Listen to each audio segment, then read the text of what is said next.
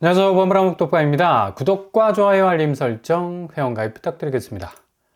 반나절 만에 또 뒤집힌 트럼프 정책, 캐나다산 철강 추가 관세 철회했습니다. 와, 이거 어떻게 된 심산인지 어젯밤 10시에 캐나다산 철강 추가 관세 25% 플러스해서 50% 때리겠다고 했는데 이게 한 7시간 만에 다시 변경이 됐습니다. 5시간이네요. 더 짧아져서. 와, 이렇게 트럼프 관세가 오락가락하게 되면 이거 앞으로 시장 불안정성은 더 심각해져서 안개 속과 같은 상황이 계속해서 지속이 될 텐데, 가장 영향을 받을 수밖에 없는 게 주식 시장이죠. 트럼프가 가장 그래도 1기 집권 시기 때 20% 이상 올랐던 이 주식 시장, 굉장한 어떤 자랑거리로 내세우지 않았습니까? 근데 2기 집권하면서 한 2달 만에 매그니피센트 7 너나 할 것 없이 거의 20% 이상 빠지는, 어떤 종목은 50% 털리는 그런 어떤 양상까지도 가고 있는데요. 지금 지난달 10일 트럼프 대통령이 서명한 행정명령에 따라서 미국이 수입하는 모든 철강, 알루미늄, 파생 상품의 미국 동부 시간 기준, 한국 시간으로는 10일 오후 1시 1분을 기해서 25% 관세가 또 부과가 됩니다. 그러니까 캐나다 철강 관세 이외에 전 세계를 대상으로 한 또 25%의 관세가 스타트가 된다는 얘기예요. 이거 정말 정신이 없습니다. 바로 이 트럼프의 철강, 알루미늄 25% 관세 발효됐다는 또 보도까지 지금 나오고 있죠. 이제 한국은 면세 쿼터가 폐지가 되고 어느 정도 가격 경쟁력을 가지고 미국 시장에 진출했던 철강 산업, 굉장한 타격 가능성을 받을 가능성이 높다. 볼트 너트 파생 제품도 대상에 포함이 돼요. 정말 이러다가 정말 머릿속에 볼트 너트 다 빠지겠다, 다 빠지겠어. 200조 원 이상의 수입품에 영향을 줄 듯 하고요. 왜 이렇게 트럼프의 관세 정책이 오락가락 하는가? 결국 트럼프가 노리는 게 있다는 얘기죠. 이 양반도 지금 어마무시한 부동산업을 통해서 부를 축적했기 때문에 굉장한 어떤 협상가로서의 어떤 이 본능이 있는, 살아있는 그런 어떤 이 경영 마인드를 가지고 있는데, 문제는 미국의 부채입니다. 지금 5경 이상의 부채가 이자만 하더라도 1300조 이상 나갈 판인데, 이거 아무리 달러를 찍어내는 기축통화국이라 해도 이 정신머리가 지금 완전히 나갈 지경이죠. 그러니까 리스크를 감당할 수밖에 없는 거예요. 관세를 들이대서 어떻게든 상대적 자산 가치를 좀 내려서 국채금리뿐만 아니라 모든 부분에 있어서 자금이 좀 빠져나가는 툴을 좀 상대적으로 바꿔보겠다는 어떤 의도가 굉장히 강하다는 얘기입니다. 관세라는 건 텍스 아닙니까? 세금이잖아. 모든 어떤 수입품에 대해서 세금을 딱딱딱딱 붙이는 건데, 지금 법인세 인하해서 기업을 좀 살려보려는, 자국 기업을 살리려는 이 움직임은 세수 감소가 되는데, 이걸 또 극복하기 위해서 결국 관세를 때림으로 세수 확대가 될 수밖에 없습니다. 그리고 불필요한 재정 삭감, 일론 머스크가 더지를 통해서 불필요한 비용들을 계속해서 줄여나가잖아요.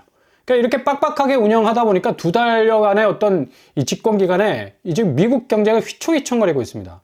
아마도 이런 어떤 이 리파이낸싱, 4월 말에 미국 부채 갚기가 차환이 돌아오는 만기가 어느 정도 극복이 되면 다시 부양의 엄청난 버튼을 누를 가능성이 높다는 얘기죠. 그러니까 이게 다 계획이 됐던 거예요. 그래서 한국은 어쩔 수 없이 이런 어떤 이 분위기에 편승할 수밖에 없는데, 전체적으로 영향권 안에 들어갈 수밖에 없는 거고요. 특히 전통적 자산 시장, 한국의 아파트 시장은 우상향 궤적을 거의 진리처럼 떠받들던 시대 이제 지나갔다. 결국 이게 그동안의 모든 궤적들이 상실될 가능성이 굉장히 높습니다. 지금 코스피 시장이, 한국 주식 시장이 호재는 비껴가고 악재는 떠안는 그런 어떤 상황 속에 있는데, 아파트 시장 역시도 똑같다는 얘기죠. 결국 미국의 이 자본 시장의 대역습, 이거 피할 길이 없다는 얘기입니다. 그만큼 지금 이 환율 부분에 있어서 이 불안정한 어떤 모습 때문에 이 원화 가치가 그래도 뭔가 밀어낼 수 있는 어떤 이 힘이 있어야 되는데, 기본적으로 이 체력이 딸리니까 미국 달러에 치이고 위안화에 치이고 엔화에 뺨 맞고 이런 식으로 온 동네 동네북처럼 이렇게 원화 가치의 어떤 이 하락 위기가 점점 확대가 되다 보니까 모든 자산 가치가 뭐 조정폭이 진행형일 수밖에 없는 겁니다. 지금 뭐 강남 3구 반짝 올라봤자 이거 초단기적인 현상일 가능성이 아주 크고요. 이 대조정기의 폭은 더 급격해질 가능성이 굉장히 높다는 얘기죠. 단적으로 뭐 코스피 시장, 자본시장 고스란히 보여주고 있지 않습니까? 오늘 코스피 시장 2574 찍고 있는데 외국인이 오랜만에 지금 찍고 들어왔어요. 3200억 사고 있습니다. 근데 이것도 하루 이틀 상간에 또 다 빠져나가. 그냥 저점에서 저공 비행하는 거 어떻게 해서든 캐치해가지고 잡아타고 뭐 하루 이틀 만에 또 빠져나가니까 개인 보십시오. 개인이 이렇게 4,400억 빠져나가고 있지 않습니까? 그만큼 밀물과 썰물의 단기적인 어떤 조정폭이 굉장히 정말 급속하게 진행되고 있다는 것을 우리가 볼 수가 있다는 얘기죠. 해외 자본 들어오면 개인은 뭐예요? 나가기 바쁘다는 얘기예요. 자본의 밀물, 썰물 주기가 너무 빨라. 이게 좀 자본이 좀 고이고 좀 진득하게 좀 이게 묻혀 있어야 되는데 이게 되지 못하니까 자본시장은 고스란히 갯벌 장세가 될 수밖에 없습니다. 밀물, 썰물이 하루에 뭐 교차되듯이 계속적으로 코스피 시장이 이렇게 변동성이 커지기 때문에 어떤 자본이 들어와서 뭔가 수익률을 뭐 담보할 만큼 뭐 큰 돈을 묻어 놓겠습니까? 다 빠져나갈 수밖에 없는 거지. 이러다 보니까 아파트 시장도 역시 갯벌 장세. 그러니까 다 매물을 널어 놓을 수밖에 없는 거예요. 그 널어 놓은 거 누가 걷어가지도 않아. 왜? 지금 고점에 몰린 아파트, 특히 신축 분양 아파트는 너무 분양가가 비싸다라는 생각이 지배적이고 지금 구축 아파트도 역시 더 내려와, 더 내려와야 된다는 어떤 생각이 지배적이기 때문에 뭐 집주인들이 계속적으로 매물을 내놓는다 하더라도 이게 누가 집어가는 사람이 없는 이 거래의 선순환이 제대로 이루어지지 않고 있죠. 3월 12일 92,000건 선에 지금 머물러 있습니다. 이런 식으로 계속적으로 매물을 널어놓기에 뭐 급급한 그런 상황. 결국 바짝바짝 내놓은 이 집값들은 마를 수밖에 없는 거고 오징어 널려 있듯이 집값은 앞으로 계속적으로 고갈될 수도 있어요. 지금 투매 현상에 가까운 어떤 금매가들이 뚝뚝 떨어지는 현상도 지금 보여지고 있는데 매물 증가 폭은 지금 현재 강남 집값이 꿈틀거린다는 어떤 조짐과는 전혀 대조적으로 반대로 움직이고 있다는 것을 우리가 볼 수가 있겠죠. 여기에 또 한층 더해서 2월 가계대출 한 달 만에 다시 증가세를 보이고 있습니다. 하여간 우리는 좀 대출 창구가 약간 좀 열리기라도 하면 그냥 삐집고 들어가가지고 그냥 한국 사람들이 제일 좋아하는 건 공짜, 그리고 두 번째는 대출. 어떻게 해서든 그냥 한 푼이라도 더 빌려가지고 그냥 새로운 아파트 내가 깃발 꽂으리라. 이건 부동산 유전인자, 세계 유례를 찾아볼 수 없는 부동산 유전자야. 어떻게 해서든 주식 시장에 이렇게 공격적으로 투자하는 어떤 경향도 있지만 이 자산 시장에도 이해 못지않는 그런 어떤 공격적인 성향을 보이고 있다는 걸 알 수가 있죠. 주담대가 무려 5조 이상 지금 증가하고 있고요. 지금 은행이 눈칫밥을 좀 먹을 수밖에 없는 게 계속해서 금융당국에서 금리 내려라. 조인트를 까니까 이거 뭐 안 내릴 수가 없는 거예요. 결국은 뭐 가상금리 뭐 그냥 눈치 코치 보면서 0.10에서 0.30% 정도 내렸는데 정말 개미 눈물만큼 내렸어요. 가상금리 인하하면서 전체적으로 주담대 금리를 조금씩 내려가는 그런 추세인데 이게 결국에 가서는 아니 금리 내리면 뭐 하냐고. 지금 대출 증가폭이 5조에서 7조까지 늘어나고 있어요. 대출 증가폭이 이렇게 단기적으로 폭증하게 되면 이거 금융당국도 헛다리 수순으로 가는 그런 어떤 정책이 될 수도 있다는 얘기입니다. 하나은행이 뭐 0.15% 낮추고 신한은행도 뭐 0.20% 낮추고 생활안정자금 가상금리 0.10%. 그런데 실질적으로 우리가 이렇게 금리 지표가 내려간다 해서 내가 은행문 딱 열고 들어가서 뭐 대출 창구 두드린다 해도 체감적으로 다가오는 어떤 금리 인하의 어떤 온도차는 여전하다. 여전히 고금리 상태라는 걸 느낄 수밖에 없다는 얘기입니다.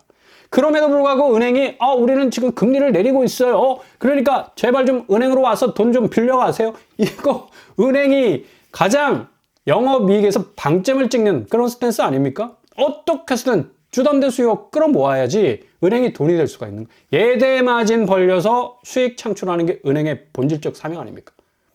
또 수요가 계속해서 몰려. 한국 사람들은 본능적으로 뭔가 대출 수위가 좀 낮아지면 무조건 돌격 앞으로 합니다. 그러나 결국 금리 환경은 고점 플레이 그라운드가 형성이 될 수밖에 없는 거고 깃발 꽂는 쪽은 누구예요? 금융권일 수밖에 없습니다. 예대 마진도 뭐 예금 금리 낮추고 대출 금리 어차피 올라가는 거니까. 그러니까 2025년 금리는 계속적인 유턴 현상이 벌어질 수밖에 없습니다. 금리가 내려가는 듯 하다가 다시 올라가고 다시 내려가는 듯 하다가 올라가고. 대외 변수, 특히 미국발 자본시장의 대변화가 가져올 이 금리는 고금리에 몰려 있을 수밖에 없다. 그래서 절대로 지금 구축, 그래도 좀 비싸다고 느껴지는 구축은 쳐다보지도 마셔야 되고요. 신축 분양가도 마찬가지입니다. 뭐 어마무시하잖아요, 지금. 자고 일어나면 뭐 1억이 오를 정도로. 그러니까 많은 사람들이 이 틈새를 지금 계속적으로 바라볼 수밖에 없는 건데, 동탄에서 나오는 동탄 디에트리 퍼스티지. 작년에 여기 무순위가 나왔는데, 요번에도 또 무순위가 등장하게 됩니다. 여기 동탄역하고는 뭐 엎어지면 코다할 정도로 뭐 굉장히 입지적으로 우수한 곳이라 말할 할 수가 있겠고, 여기 분양가 상한제가 적용이 되기 때문에 84제곱이 4억밖에 안 해요. 4억 4천에서 4억 8천 정도 형성이 되어 있습니다. 이거 요즘 뭐 경기권 아파트, 뭐 역세권 아파트라 해도 뭐 84제곱은 거의 뭐 8억 이상, 10억 이상 찍고 있지 않습니까? 뭐 상당히 분양가가 매력적일 수밖에 없겠다. 그러니까 동탄역 GTX가 지나가는 역 주변을 봐도 뭐 동탄역 롯데캐슬 15억 찍고 있고요. 그 다음에 뭐 주변에 12억, 뭐 10억. 그리고 바로 동탄역 디에트리 퍼스티지 옆에 붙어 있는 동탄역 유림 노르웨이 숲은 거의 한 11억 정도 이 시세를 형성을 하고 있네요.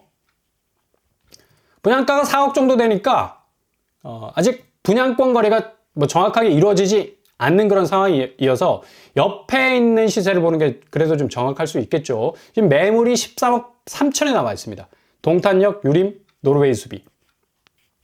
전세가는 5억 4천 정도 매물이 나와 있죠. 충분히 분양가를 커버할 수 있는 그런 잔금 치를 수 있는 어떤 이 자금의 기회가 올 수 있을 것으로 보이고요. 아무튼 뭐 분양가가 전세가보다 낮은 그런 어떤 추이를 보이고 있으니까. 전체적인 어떤 단지 배치도를 보면 오피스텔하고 지금 혼재되어 있는 어떤 이 분양 단지고요. 굉장히 뭐 그래도 이 상권하고 연결이 돼 있고 또 입지적으로 뭐 동탄역에 굉장히 가까울 수밖에 없으니까 서울 접근성은 뭐 말 하나 마나 엄청나죠. 그리고 뭐 커뮤니티 시설 잘 돼 있고요. 84A와 84B, 84A는 판상형, 뭐 선호도가 굉장히 높죠. 84B는 탑상형으로 구성이 되어 있습니다. 여기 전국 청약이 될 거고요. 무주택자, 유주택자 공이 다 지원을 할 수 있겠습니다. 8세제곱이 뭐 4억대라면 주변이 뭐 13억 수준인데 아주 좋은 틈새일 것 같습니다. 지금같이 금리가 애매모호한 시기에는 자칫 잘못했다가 내가 대출 받아서 고금리에 딱 물려가지고 집값은 떨어져. 이거 막 사람 눈 튀어나옵니다. 큰일 나죠. 영끌들 지금 뭐 등에서 식은땀 난다고 하는데 그런 상황에 딱 직면할 수밖에 없. 굳이 영끌 안 해도 이 금리의 어떤 유혹에 혹 넘어가게 되면 자칫 잘못하면 내가 영끌하는 어떤 결과가 나올 수가 있어요. 그래서 늘 조심을 하셔야 된다라는 그런 어떤 말씀을 드릴 수가 있겠고요. 공공주택 뭐 국토부가 뭐 역대 최고로 뭐 공급을 하겠다 해서 뭐 25만 호 공급을 내걸었는데 이것도 뭐 좀 실질적인 어떤 서울 도심 공급이 좀 이루어져야 되는데 사전청약 비슷하게 사전청약이 이제 폐지가 됐으니까 뉴홈 형태로 나오는 어떤 공급들이 좀 드라이브를 확실하게 좀 걸어야 될 것 같고요. 아무튼 또 뭐 줍줍 무순위 청약 많은 사람들이 뭐 지금 노리고 있고 수량이 적으니까 이게 또 확률이 좀 떨어져요. 또 그럼에도 불구하고 그냥 낚싯대 걸어놓는다 생각하고 또 도전할 수밖에 없는 거니까. 이처럼 지금 금리 부분이 굉장히 이 수요 부분에 있어서 손절을 칠 수밖에 없는 그런 어떤 상황으로 가고 있다라는 것. 한국은행이 오늘 발표한 금리 및 이 주가에 대해서 국고채 금리 뭐 등락을 계속하고 있고요. 단기 시장 금리는 확실하게 지금 상당폭 하락하는 추세를 보이고 있다라고 하는데 지금 자본시장이 문제죠. 코스피가 지금 뭐 2월 하순 이후로 글로벌 무역 갈등 확산 및 주요국 경기 둔화에 대한 우려 등으로 반락을 하고 있습니다. 이거 분명히 금리를 다시 끌어올릴 수밖에 없는 그런 상황으로 가고 있고 국고채, 미국채, 회사채, 통한증권, 은행채, CD, CP 뭐 자본시장의 모든 이 움직임들이 앞으로 금리를 아주 만만하게 그렇게 지금 뭐 시중은행이 그래 금리 한번 내려줄게 그렇게 내릴 수준으로는 못 간다는 얘기예요. 지금 가계대출 증가 전환하고 있잖아요. 이게 주택담보대출 지금 금리를 살짝 내리고 다시 은행 총량제가 리세팅 되면서 수요가 지금 들어차고 있는 그런 어떤 상황으로 가고 있는데 이거 금리 다시 올라갑니다. 기업자금 조달 보세요. 이 기업대출은 증가폭이 축소되고 있잖아요. 그만큼 경기가 안 좋다는 얘기예요. 그 집값이 어떻게 올라가겠어? 전혀 어떤 경제 기반의 어떤 기저현상이 지금 뭐 비관적 전망으로 지금 계속 흘러가고 있는데. 그래서 가계대출 증가는 고금리 가두리가 될 수도 있습니다. 내가 가두리 딱 갇히는 거야. 기업 대출 축소는 결국 이 금리를 들어 올릴 수밖에 없어요. 지금 미국 금리가 연준이 절대로 뭐 2025년엔 1회 이상 인하하지 않겠다라고 뭐 자물쇠를 꽉 채워놨잖아요. 고스란히 우리가 영향을 받을 수밖에 없겠고요. 전체 경기가 지금 디플레버링입니다. 미국발 강달러는 고금리 바벨을 계속해서 들어 올릴 것으로 보이고요. 아무튼 초기 비용 절대적으로 줄이시라. 이게 가장 큰 손실을 줄일 수 있는 루트가 될 겁니다.